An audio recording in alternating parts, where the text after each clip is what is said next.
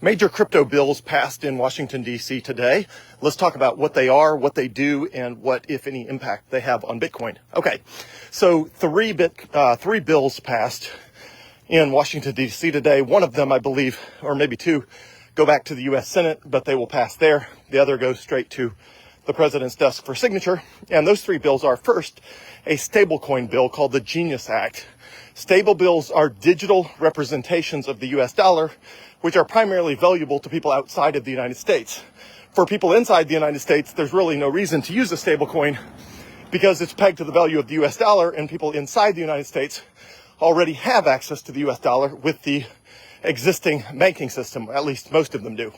So the Genius Act puts rules of the road around stablecoins and will result in the U.S. dollar being much more widely available and widely used outside of the United States, which is actually good because a lot of people live in countries where their currency totally sucks and is losing its purchasing power and being inflated away by 50 to 100% per year. So the value of their purchasing power is dropping by half, like literally every 12 months. So obviously the US dollar drops in value by somewhere between 4% and 9% per year, but that's a lot better than 50% or 100% per year. So the more people that are using the US dollar instead of some completely defunct local currency is actually good for those people. It's also good for Bitcoin because if you are using a stable coin, the two biggest ones are USDT. The T stands for Tether. The USD stands for US dollar. So USDT is US dollar tether because it is tethered to the US dollar. The other, and it's, the company behind it is called Tether. The other big one is Circle, USDC. The C stands for Circle. The C also stands for coin, USD coin. So USDC and USDT are the two big ones, and they represent hundreds of billions of dollars today. But with the passage of the Genius Act, they could represent trillions of dollars of US dollars. And the reason the US government cares about that is because they want their currency spread around the world, and because all of these companies, the way they mint these stable coins is by buying US treasuries, which is government debt. So basically it's a way to create a new buyer of US government debt in a world where increasingly people do not want to own US government debt because the government does not look like a good credit risk at $37 trillion in debt. So that's the stablecoin bill. It doesn't directly affect Bitcoin other than, obviously, it's way easier to buy Bitcoin if you already have a cryptocurrency that you're transacting with. So it is much easier to go from USDC or USDT to Bitcoin as compared to, the Zimbabwe, whatever currency, or the, Thai baht, or the Honduran lempira, or a peso, or something like that. So it's good for Bitcoin in that it makes it a lot easier to get. You're basically halfway there. If you have USDC or USDT, you're basically one click away from turning that into Bitcoin.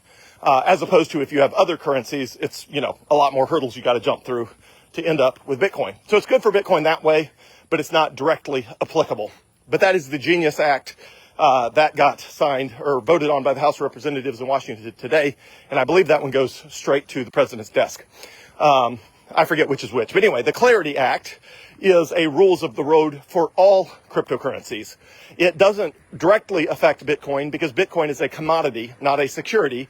So Bitcoin has already had clear rules of the road for a long time. So it does not need the Clarity Act to clarify that. But there's certainly a benefit to having cryptocurrency in general, the rules of the road more clear, because a lot of major institutions in the United States are still scared of digital assets and scared of cryptocurrencies because they feel like there's not legislative and regulatory clarity around those things. Even though there is for Bitcoin, because there isn't for so many other things in the world of crypto, they lump them all in together as sort of a big scary pile, and they don't want to touch them. So the Clarity Act clarifies that, which is it clarifies what is a security, what is a commodity, what is a stable coin, what is a digital asset.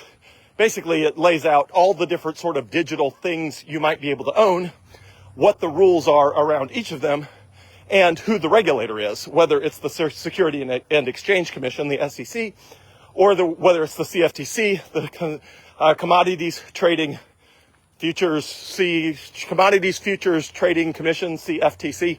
Anyway, but it makes all of that clear. All right, the third piece of legislation is the anti-CBDC legislation. So what is the CBDC? A CBDC is a central bank digital currency. If you think, wait a second, central bank digital currency, how is that different from a stable coin, which sounds like it's also a digital currency? How is it different? Well, the big difference is one of them is controlled by a private company and the other is controlled by a central government. So in the case of Tether and Circle, they have to back it by US dollars and they are private companies. Now, that does not mean private companies cannot exhibit bad behavior, but private companies are much more likely to exhibit good behavior as compared to governments, which are constantly, in general, behaving badly. So the anti-CBDC bill says the U.S. government will never issue a central bank digital currency, meaning it will never be in the market competing with Tether and with Circle and with others. If there's, a major bank issues a stable coin, they could do that. The U.S. government has committed with the anti-CBDC legislation that they will never introduce their own central bank digital currency, which is great. Again, it doesn't directly affect Bitcoin, although it does mean Bitcoin will not have to compete with a central bank digital currency at some point in the future because there won't be one.